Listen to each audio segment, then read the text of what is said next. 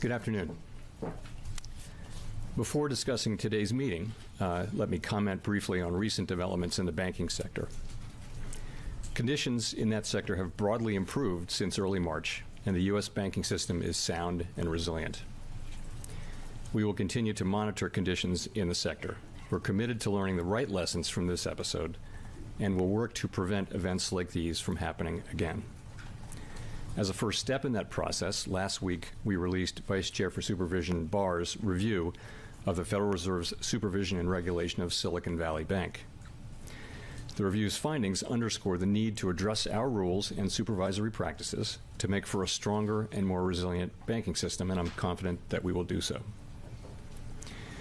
From the perspective of monetary policy, our focus remains squarely on our dual mandate to promote maximum employment and stable prices for the American people. My colleagues and I understand the hardship that high inflation is causing, and we remain strongly committed to bringing inflation back down to our 2% goal. Price stability is the responsibility of the Federal Reserve. Without price stability, the economy does not work for anyone. In particular, without price stability, we will not achieve a sustained period of strong labor market conditions that benefit all. Today, the FOMC raised its policy interest rate by 1/4 percentage point. Since early last year, we've raised interest rates by a total of 5 percentage points in order to attain a stance of monetary policy that is sufficiently restrictive to return inflation to 2% over time. We are also continuing to reduce our securities holdings. Looking ahead, we'll take a data-dependent approach in determining the extent to which additional policy firming may be appropriate. I will have more to say about today's monetary policy actions after briefly reviewing economic developments. The U.S. economy slowed significantly last year, with real GDP rising at a below-trend pace of 0.9%. The pace of economic growth in the first quarter of this year continued to be modest at 1.1%, despite a pickup in consumer spending. Activity in the housing sector remains weak, largely reflecting higher mortgage rates. Higher interest rates and slower output growth also appear to be weighing on business fixed investment. The labor market remains very tight. Over the first 3 months of the year, job gains averaged 345,000 jobs per month. The unemployment rate remained very low in March at 3.5%. Even so, there are some signs that supply and demand in the labor market are coming back into better balance.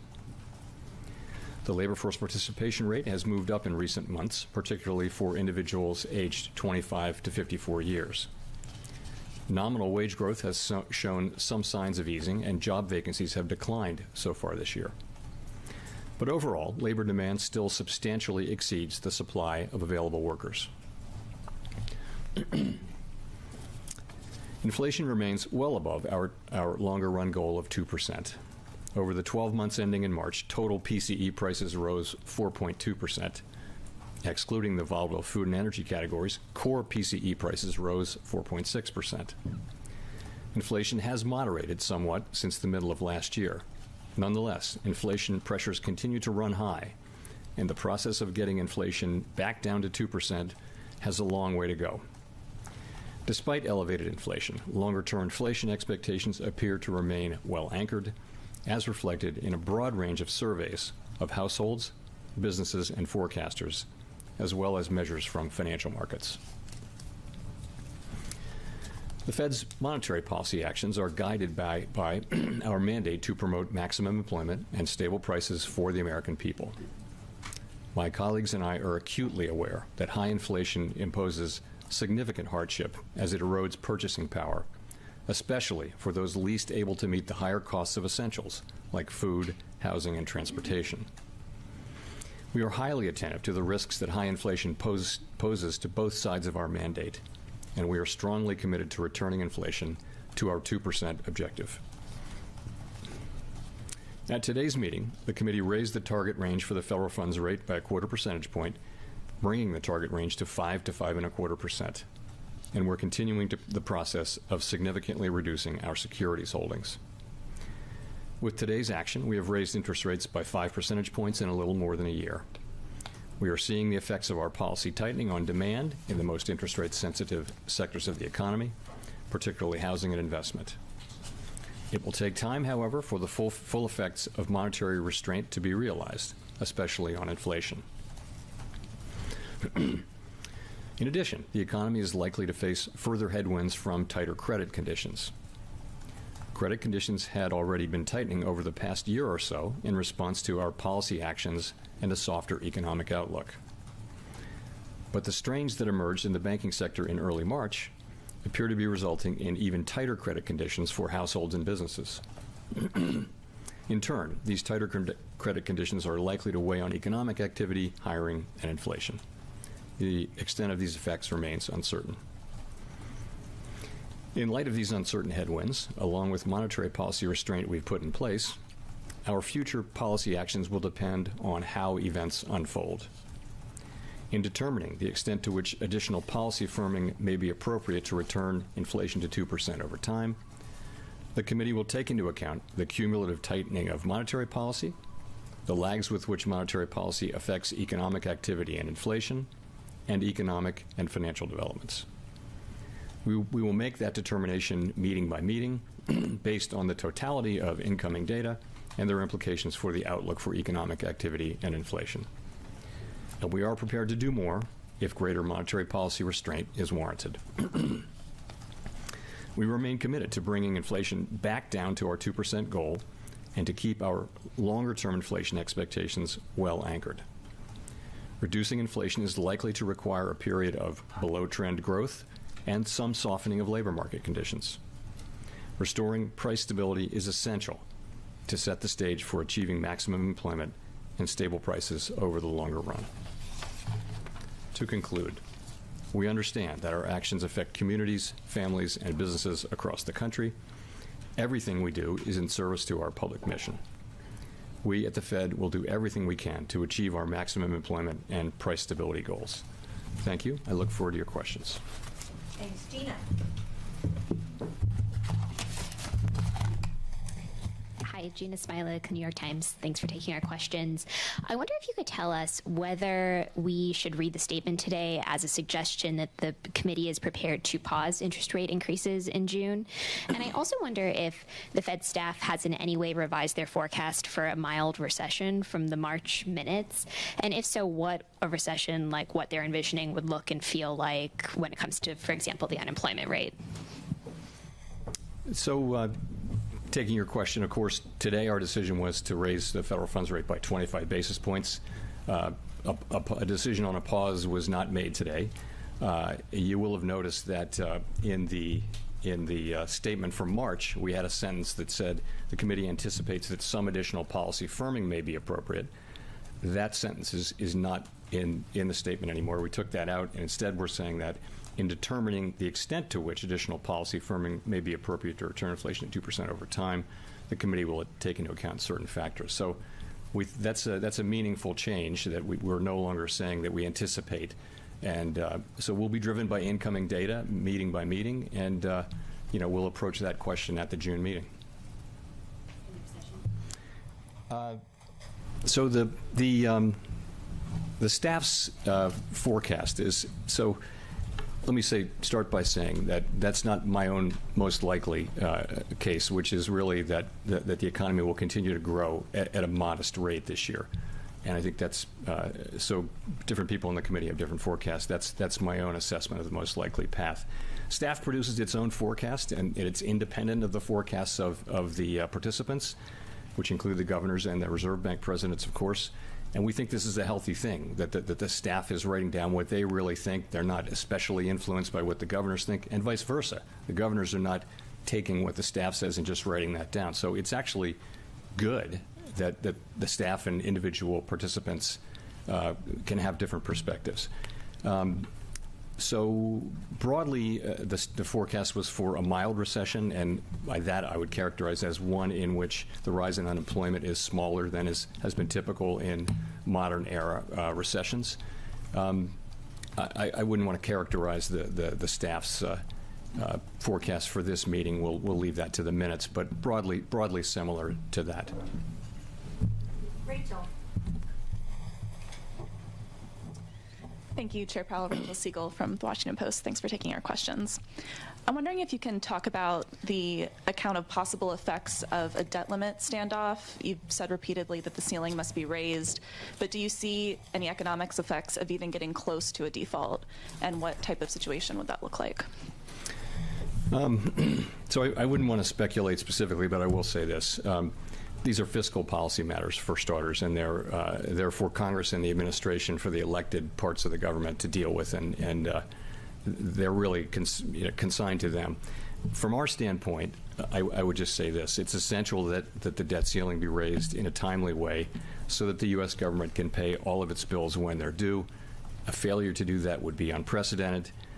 We'd be in uncharted territory, and the consequences to the U.S. economy would be highly uncertain and could be quite averse. So I'll just leave it there. We don't give advice to either side.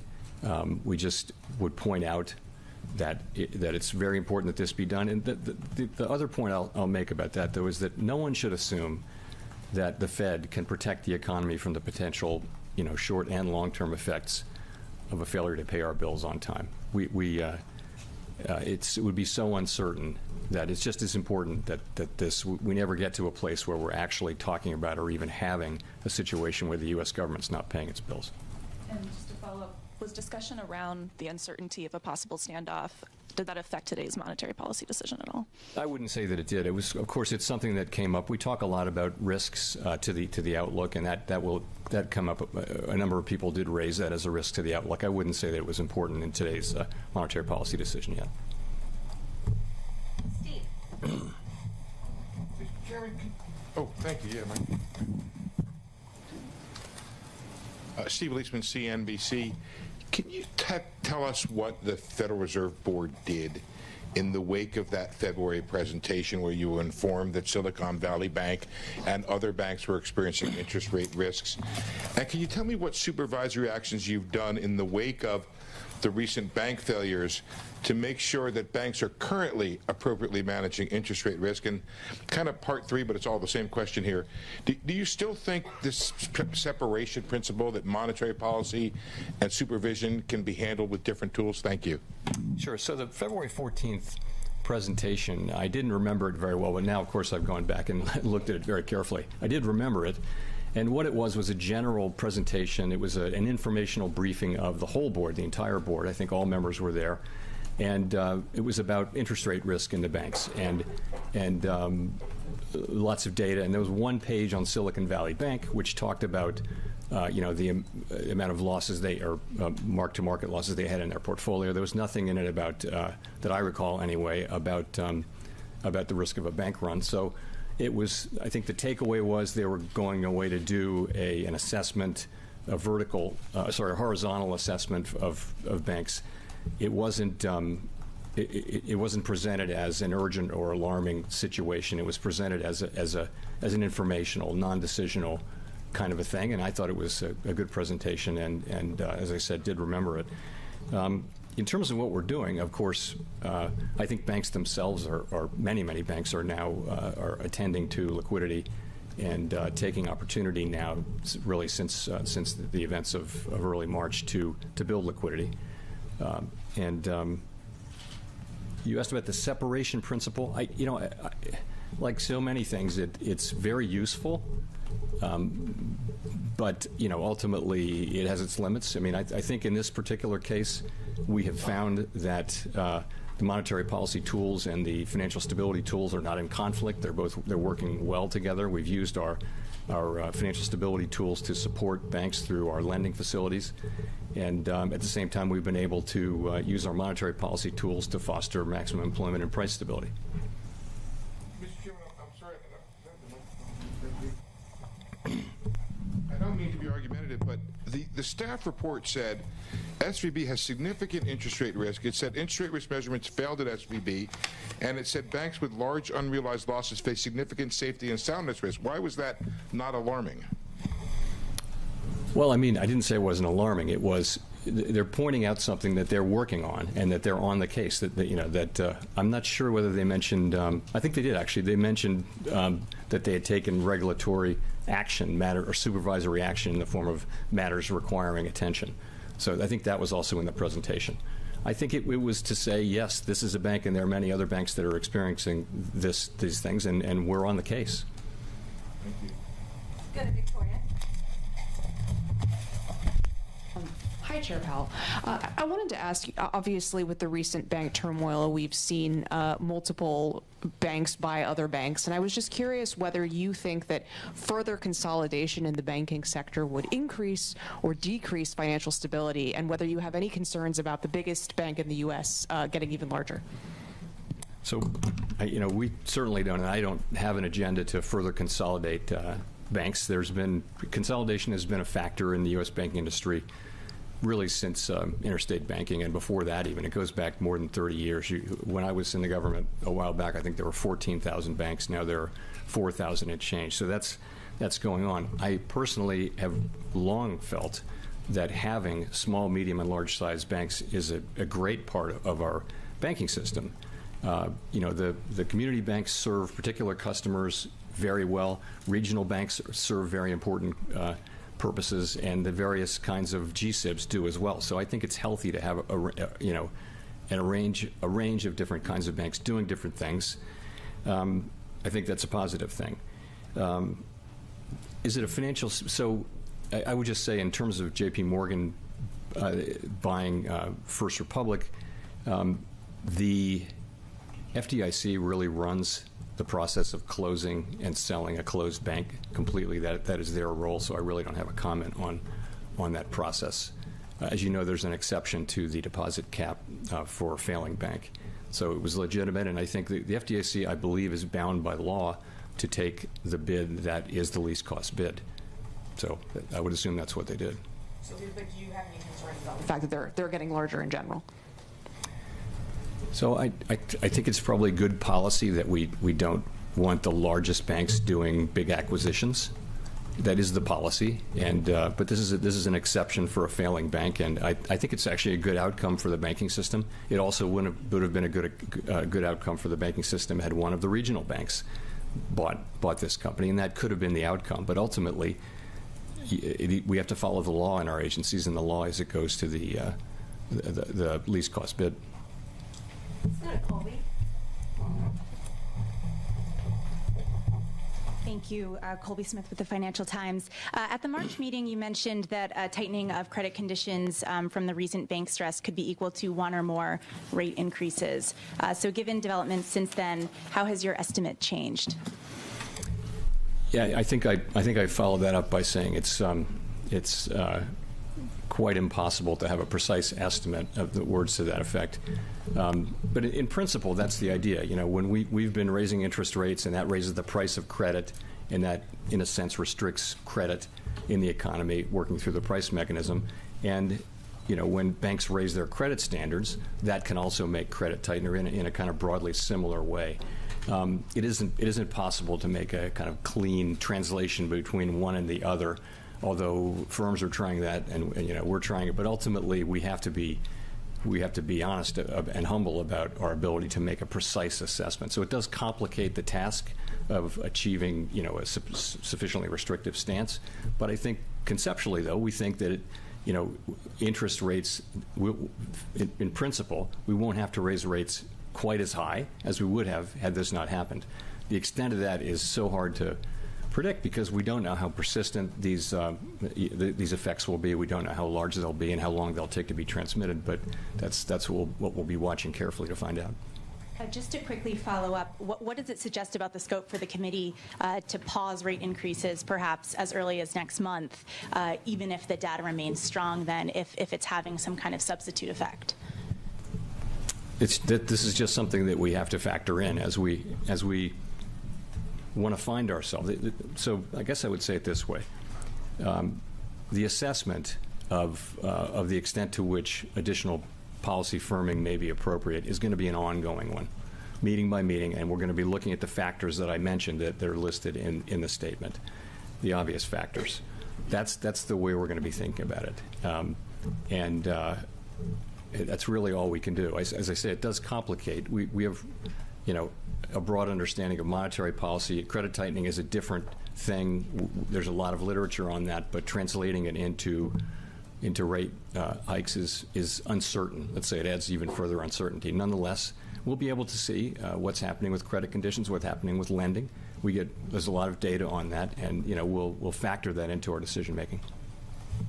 Howard. Howard Schneider with Reuters. Thank you.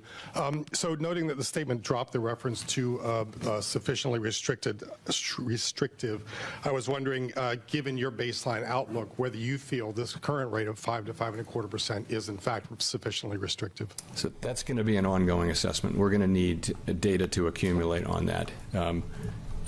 Not an assessment that we've made. That would mean we think we've reached that point, and I just think it's not possible to say that with confidence now. But nonetheless, you will know that the summary of economic projections from the March meeting showed that at that point in time that the median participant thought that this was the appropriate level of the ultimate high level of rates. We don't know that. We'll revisit that at the June meeting, and that's we're just going to have to, before we really declare that, I think we're going to have to see data accumulating and make that, as I mentioned, it's an ongoing assessment. A follow-up on credit. Could you give us a sense of what the SLOOS survey indicated? It was already, I think 45% of banks were tightening credit as of the last survey. What did this one show, and how did that weigh into your deliberations? So we're going to release the results of the SLOOS on May 8th, in line with our usual time frame. And I would just say that the SLOOS is broadly consistent when you see it with how we and others have been thinking about the situation and what we're seeing from other sources. You will have seen the Beige Book and listened to the various earnings calls that indicate that mid-sized banks some of them have been tightening their lending standards. Banking data will show that lending has continued to grow, but the pace has been slowing really since the second half of last year. Let's go to Nick. Nick Tamaros of the Wall Street Journal. Chair Powell, the argument around the end of last year and the beginning of this year to slow down the pace of increases was to give yourself time to study the effects of those moves. After the bank failures in March, as you've discussed, the Fed staff projected a recession starting later this year. So my question is why it was necessary to raise interest rates today, or put differently, if the whole point of slowing down the pace was to see the effects of your moves, and now you've, for the last two meetings, been seeing the effects of those moves. Why did the committee feel it was necessary to keep moving? Well, the reason is that again, with our monetary policy, we're trying to reach and then stay at for an extended period, a level of policy stance that's sufficiently restrictive to bring inflation down to 2% over time. And that's what we're trying to do with our tool. I think slowing down was the right move. I think it's enabled us to see more data, and it will continue to do so. So we really we have to balance. We always have to balance the risk of not doing enough and not getting inflation under control against the risk of maybe slowing down economic activity too much. And we thought that this rate hike, along with the meaningful change in our policy statement, was the right way to balance that. And just to follow up, what you said in response to Howard's question, you'll need data to accumulate to determine if this is a sufficiently restrictive stance. Does that data need to accumulate, or could it accumulate over a longer period than a 6-week intermeeting cycle? As I mentioned, I would just say that this assessment will be an ongoing one. You can't with economic data. You can't. You've seen take inflation from it. Look back. We've seen inflation come down, move back up 2 or 3 times since March of 2021. We've seen inflation have a few months of coming down and then come right back up. So I think you're going to want to see that that a few months of data will persuade you that you've got this right, kind of thing. And we have the luxury. We've raised 500 basis points. I think that policy is tight. I think real rates are probably that you can calculate them many different ways, but One way is to look at the nominal rate and then subtract a reasonable estimate of let's say 1-year inflation, which might be 3%. So you've got 2% real rates. That's meaningfully above what most people would, many people anyway, would assess as the neutral rate. So policy is tight, and you see that in interest-sensitive activities, and you also begin to see it more and more in other activities. And if you put the credit tightening on top of that and the QT that's ongoing, I think you feel like we may not be far off, or possibly even at that level.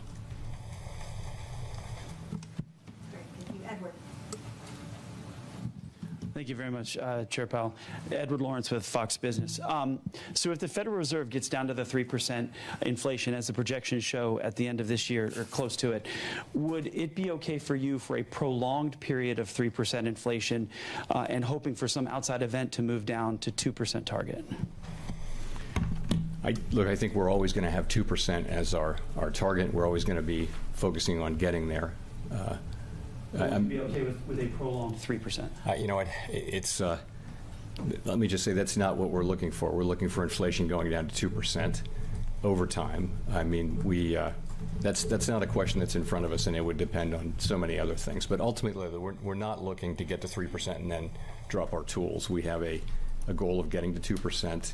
We think it's going to take some time. We don't think it'll be a smooth process, and I think we're going to need to stay at this for a while. How does the other side of the mandate, the jobs side, once you get to 3%, going from 3 to 2, how does the other side of the mandate balance? I think they will both matter equally at that point. Right now, you have a labor market that's still extraordinarily tight. You've still got 1.6 job openings, even with the lower job openings number, for every unemployed person. We do see some evidence of softening in labor market conditions, but overall, you're near a 50-year low in unemployment. Wages, you all will have seen the wage number from late last week, and it's whenever it was, and it's a couple percentage points above what would be consistent with 2% inflation over time. So we do see some softening. We see new labor supply coming in. These are very positive developments, but the labor market is very, very strong. Whereas inflation is running high, well above our goal, and right now we need to be focusing on bringing inflation down. Fortunately, we've been able to do that so far without unemployment going up. Matt. Hi, Chair Powell. Matthew Boesler with Bloomberg News. So many analysts noted at the time of the March FOMC meeting that at least half of Fed officials' projections did imply or seem to imply that a recession was in their baseline forecast as well, given the strong first quarter GDP tracking estimates. And so I'm just wondering if you could kind of elaborate on, why you're optimistic that a recession can be avoided, given that that's the Fed staff's forecast, possibly also the broader committee's forecast as well, and also, of course, most private sector forecasters. Yeah, I don't think, I know what's printed in the Summary of Economic Projections and all that. I don't think you can deduce exactly what you said about what participants think, because you don't know what they were thinking for first quarter GDP at that point. They could have been thinking about a fairly low number. Anyway, in any case, I'll just say I continue to think that it's possible that this time is really different. And the reason is there's just so much excess demand, really, in the labor market. It's interesting, as we've raised rates by 5 percentage points in 14 months, and the unemployment rate is 3.5%, pretty much where it was, even lower than where it was when we started. So job openings are still very, very high. We see by surveys and much evidence that conditions are cooling gradually, but it really is different. It wasn't supposed to be possible for job openings to decline by as much as they've declined without unemployment going up. Well, that's what we've seen. So there are no promises in this, but it just seems to me that it's possible that we can continue to have a cooling in the labor market without having the big increases in unemployment that have gone with many, prior episodes. Now, that would be against history. I fully appreciate that. That would be against the pattern. But I do think that the situation in the labor market with so much excess demand, yet wages have been moving down. Wage increases have been moving down, and that's a good sign. down to more sustainable levels. So I think it's still possible. I think the case of avoiding a recession is, in my view, more likely than that of having a recession. But it's not that the case of having a recession is. I don't rule that out either. It's possible that we will have what I hope would be a mild recession. The committee also noted in March that wage growth was still well above levels that would be consistent with 2% inflation. Do you see that as well? And could you kind of explain, how you come to that judgment? Sure. So we look at a range of wage measures, and then that's a nominal. And then so you assume wages should be equal to productivity increases plus inflation. And so you can look at the Employment Compensation Index, average hourly earnings, the Atlanta Wage Tracker, compensation per hour, basically those four, and many others, and you can look at what they would have to run at over a long period of time for that to be consistent with 2% inflation. They can deviate. Corporate margins can go up and down, and there is a feature of long expansions where they do go down, where labor gets a bigger share toward later in a recession. Later in an expansion. So yeah, and we calculate those, and you have to take the precision with a degree of salt. But I would say that what they will show is that if wages are running at 5%, 3% is closer to where they need to be. Wage increases closer to 3%, roughly, is what it would take to be consistent with inflation over a longer period of time. By the way, I do not think that wages are the principal driver of inflation. You're asking me a very specific question. I think there are many things. I think wages and prices tend to move together, and it's very hard to say what's causing what. But I've never said that that wages are really the principal driver, because I don't think that's really right. Great. Chris Rugaber at Associated Press. Well, you mentioned profit margins. Those have did expand sharply during this inflationary period. And while there are some signs that they are starting to decline, many economists note they haven't fallen as much as might be expected, given that we're seeing at least some pullback among consumer spending. So, speaking of causes of inflation, do you see expanded profit margins as a driver of higher prices? And if so, would you expect them to narrow soon and contribute to reduced inflation in the coming months? So higher profits and higher margins are what happens when you have an imbalance between supply and demand. Too much demand, not enough supply. And we've been in a situation in many parts of the economy where supply has been fixed or not flexible enough. And so, the way the market clears is through higher prices.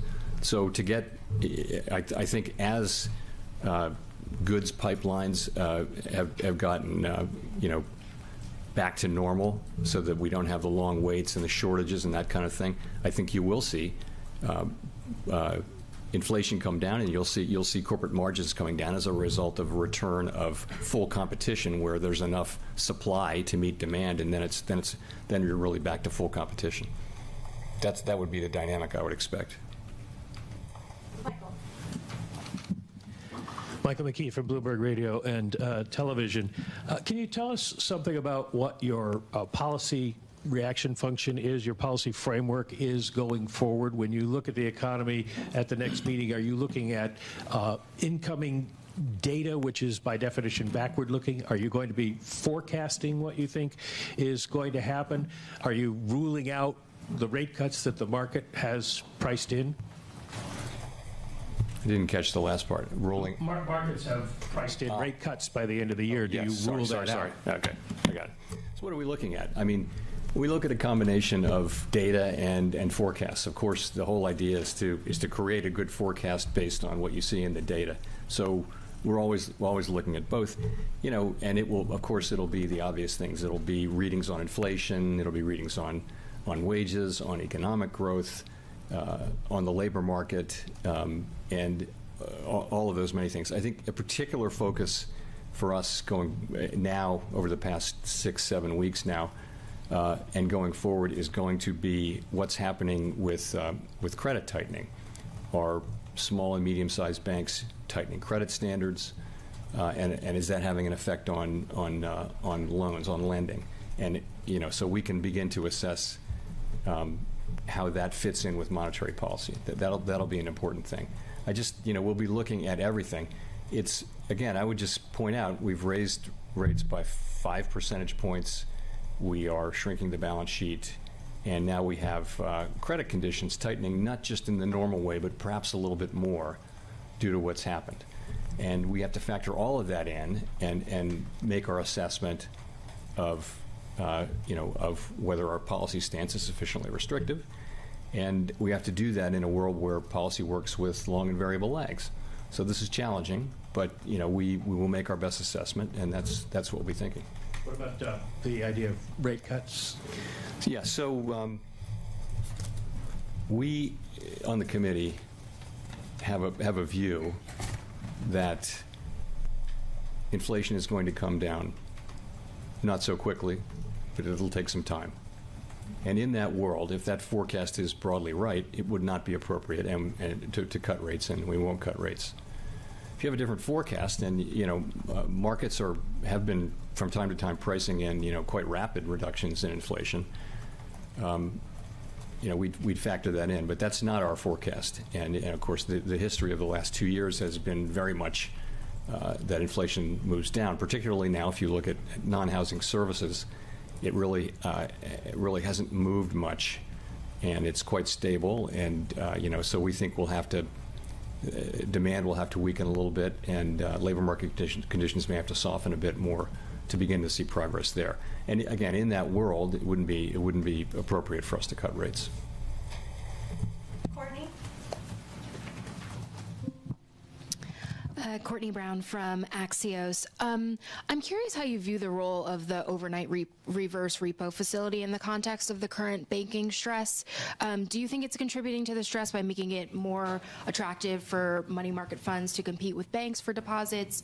And did the committee discuss any changes to the structure of the facility, or do you see that being put on the table in the future? Thanks. Sure. So we looked at that very carefully, as you would imagine, and it's really not contributing, we don't think now. It hasn't actually been growing. It moved up, it moved down, and then moved back up to where it was. What happened in the when there were the big deposit flows, which by the way have really stabilized now, what happened was institutional investors took their uninsured deposits and put them in government money market funds, which bought paper from the Federal Home Loan Banks and things like that. Over the course of maybe the last year, retail investors had been gradually, as they do in every tightening cycle, they've been gradually moving their deposits into higher yielding places such as CDs and other things, including money market funds. So that's a gradual process that is quite natural and happens during a tightening cycle. What was unusual really was the institutional investors moving their uninsured deposits and spreading them around and things like that. But it doesn't seem to have had any effect overall on over the overnight repo facility. That is really there to help us keep rates where they're supposed to be, and it's serving that purpose very well. Sarah.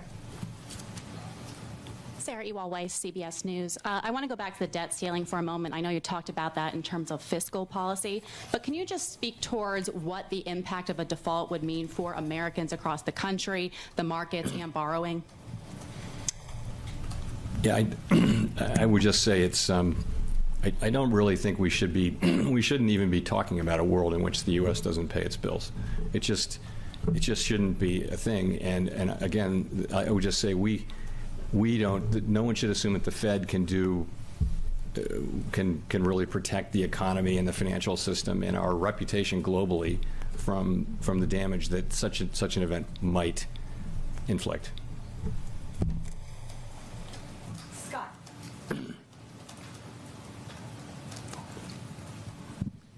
Thanks, Mr. Chairman. Scott Horsley from NPR. In his report last week, Vice Chair Barr identified a couple of the factors that he thought contributed to the regulatory or the supervisory lapses at Silicon Valley Bank. A policy change in 2019 to exempt all but the biggest banks from strict scrutiny, and also what he called a sort of cultural shift towards less aggressive oversight.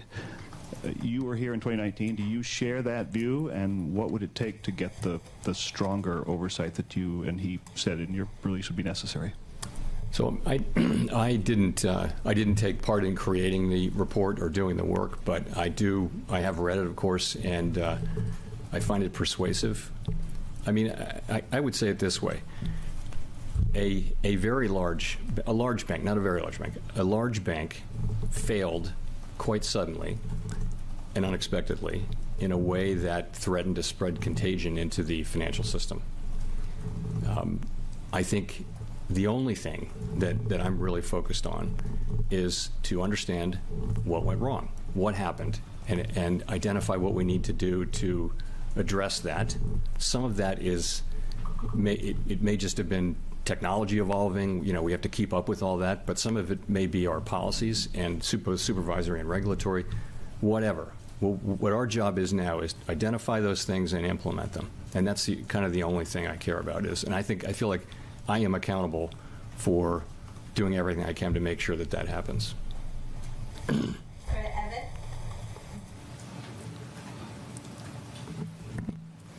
Thank you. Evan Reiser with MNI Market News. Chair Powell, are we in the early stage or nearing the end stage of the banking turmoil among regional banks? And secondly, do you still have a bias to tighten rates? Is that what the statement is saying? So, I guess I would say it this way. There were three large banks, really, from the very beginning, that were at the heart of the stress that we saw in early March, the severe period of stress.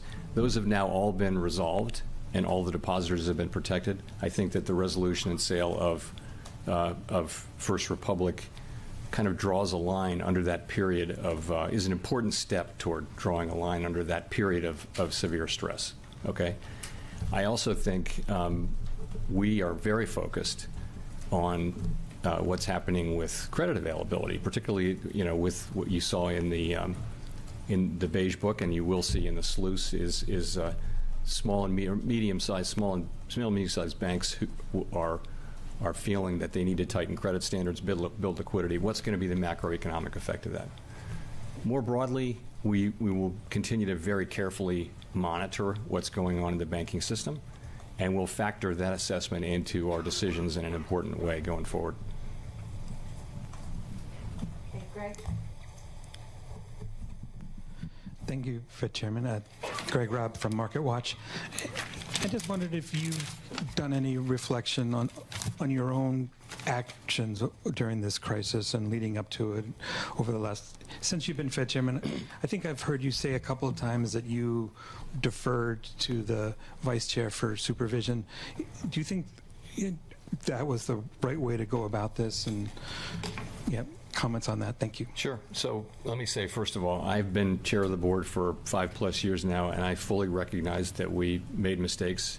I think we've learned some new things as well, and we need to do better. And as I mentioned, I thought the report was unflinching and appropriately so. I welcome it, and I agree with and will support those recommendations, and I do feel that I'm personally accountable to do what I can to foster measures that will address the problems. So on the Vice Chair for supervision, the place to start is the statutory role, which is quite unusual. The Vice Chair, it says, shall develop policy recommendations for the board regarding supervision and regulation of depository institution companies, and shall oversee the supervision and regulation of such firms. So this is Congress establishing a 4-year term for someone else on the board, not the chair, as Vice Chair for supervision, who really gets to set the agenda for supervision and regulation for the Board of Governors. Congress wanted that person to have political accountability for developing that agenda. So the way it works, the way it has worked in practice for me is I've had a good working relationship. I give my counsel, my input privately, and I offer that, and I have good conversations, and I try to contribute constructively. I respect the authority that Congress has deferred on that person, including working with Vice Chair Barr and his predecessor. And I think that's the way it's supposed to work, and that's appropriate. I believe that's what the law requires. And but it isn't, I wouldn't say it's a matter of complete deference. It's more, I have a role in presenting my views and discussing, having an intelligent discussion about what's going on and why, and that's my input. But ultimately, that person does get to set the agenda and gets to take things to the Board of Governors, and really in supervision has sole authority over supervision.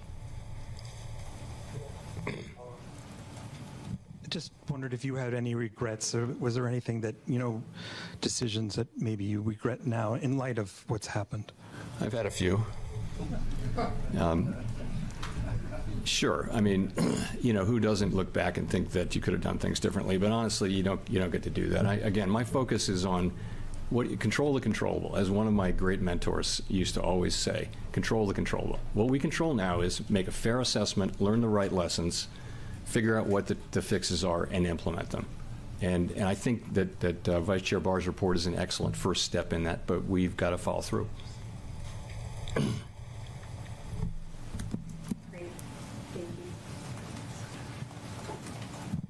Hi there, Megan Casella with Barron's.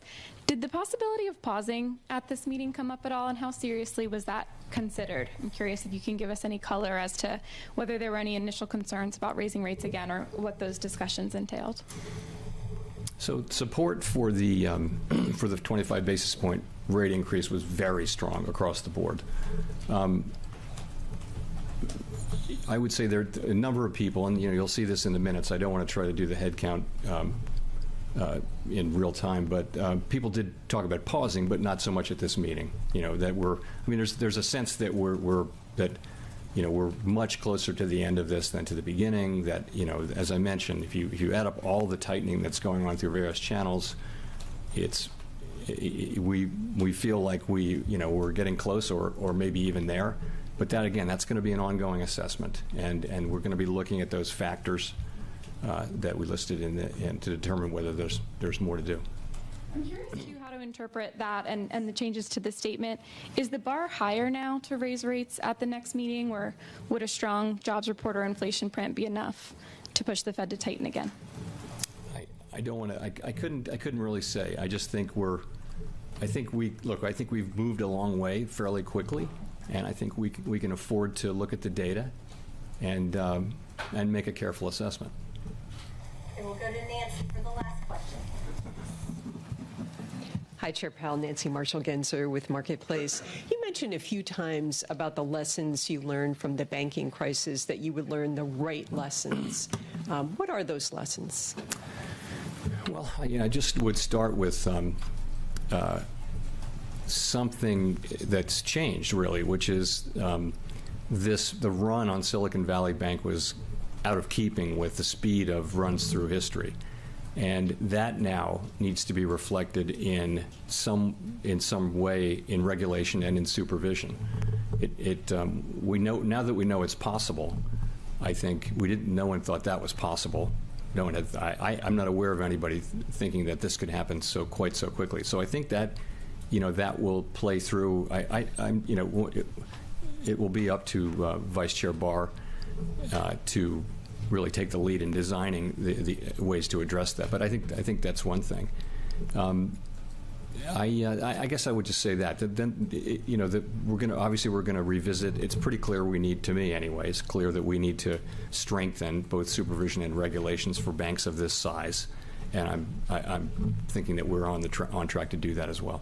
Can you be any more specific on stress testing or looking at banks that have specific concentrations in certain parts of the economy? Yeah, that's what Vice Chair Barr's role really is, and he'll take the lead on that. Okay, thank you. Thank you.